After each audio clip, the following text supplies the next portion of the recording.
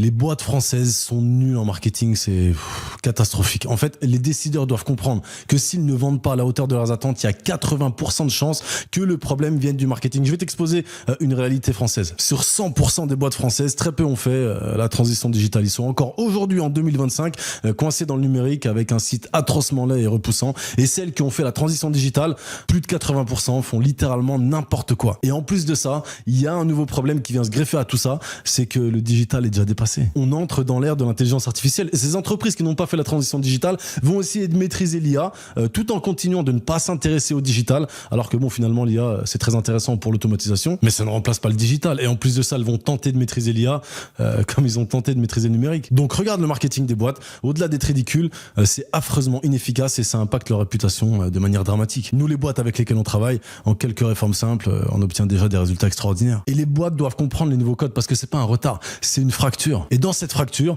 se décidera qui survivra et qui deviendra une relique. À l'époque, on disait que le marketing c'était 30% du budget. En 2025, le marketing et les process ne sont plus une fonction, c'est l'ossature même de l'entreprise.